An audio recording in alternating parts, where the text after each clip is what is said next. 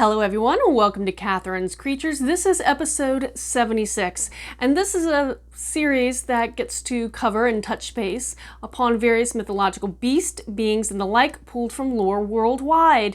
And I always like to preface by saying that I'm not a linguist, so if I mispronounce anything, I apologize in advance.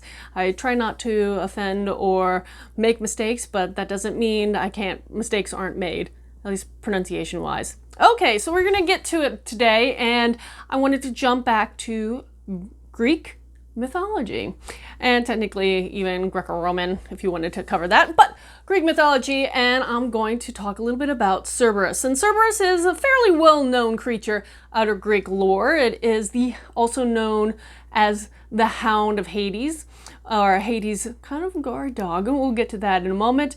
But Cerberus is this multi-headed dog that's pretty much sole job is to keep the dead in the underworld, which is also named after the god itself, Hades. And so yeah, he just essentially is positioned by the gates to prevent the dead from leaving, and that is his job. Now, Cerberus is actually an offspring of two very prominent monster-producing pair. Does that make sense? Anywho, Cerberus's parentage is the Echidna and the Typhon, and their offspring are a number of the monsters that populate Greek lore and myth, including the Orthrus, which is a two-headed dog, and again, I guess you could kind of almost visualize that one pretty easily to Cerberus, but some of the other monsters are very distinctly different from canines, including the Chimera, a three-headed animal hybrid monster that you may have recognized too. Anywho, so Cerberus has a very strange and wide-ranging family, numerous family, and Greco-Roman stories. Now, descriptions of Cerberus vary. Most people agree that this dog has 3 heads, but that's not always the case. Some of the old lore mentioned that Cerberus had up to 100 heads. So there you go. Now that would be terrifying. And interestingly enough, in art forms, especially a lot of the vase paintings style that is referenced a lot, Cerberus was depicted with only 2 heads, so much like his brother, the Orthrus. So heads vary. Well, most agree there were 3. Interestingly enough as well, because both the Echidna, which was part snake monster, and Typhon, who had the head of a serpent in a lot of lore, because of both his parentage, Cerberus is often thought of potentially having some serpent-like qualities himself. Certain people describe him to have a variety of snakes or snake-like heads, bodies coming off and sprouting off his various body parts, going down the spine. Sometimes they're described as Cerberus is described as having a tail of a snake. So lots of serpents, lots of very interesting descriptions. Because again, when I grew up hearing Cerberus, I thought of, case in point, Disney's Hercules and this 3-headed dog, but had no idea that he was described or could be described a whole variety of ways. Hundreds of heads, thousands of serpents wriggling off of him, around his neck and collar area, serpents dangling. I mean, terrifying, very terrifying creature. No wonder very few people tried to push their luck and enter or leave Hades.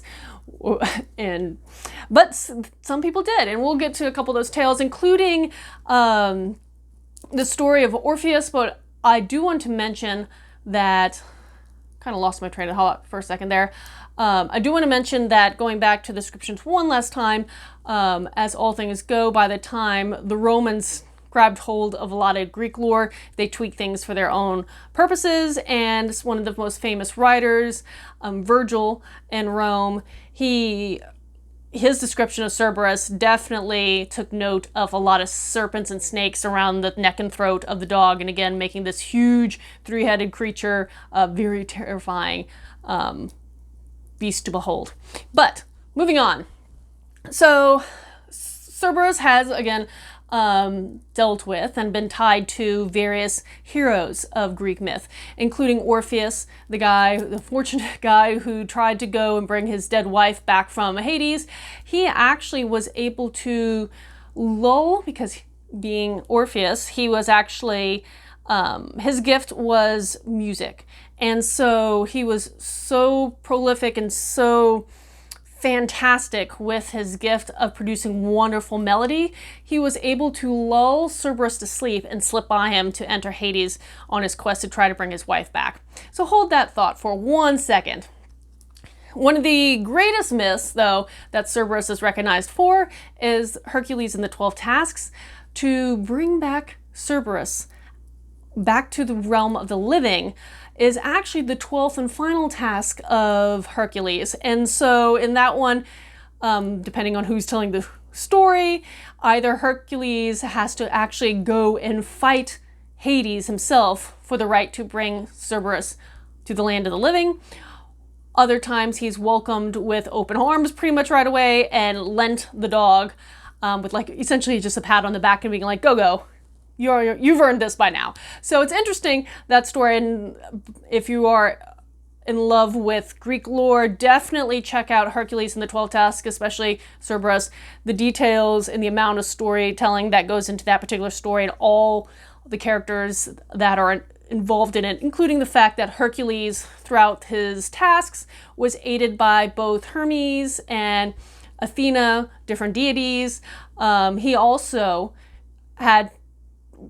went to talk to Orpheus's son because he knew his father had figured out how to get around Cerberus, and so actually met up with Orpheus's son at one point, trying to figure out how to attempt and succeed in this task. Interesting stuff. But now that we're back on Orpheus and the music that lulls Cerberus to sleep, if that sounds familiar to you, especially anybody who's around my age, check out Harry Potter. In Harry Potter, there is a 3-headed dog named Fluffy, and one of the ways that someone gets around Fluffy is lulling the dog asleep to a magical instrument.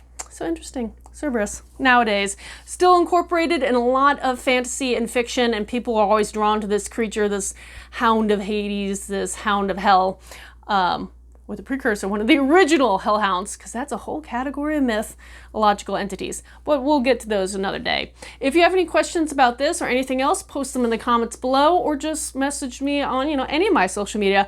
I love to catch up and talk a little bit more about mythology, fantasy, and everything in between. And until next time, Skål.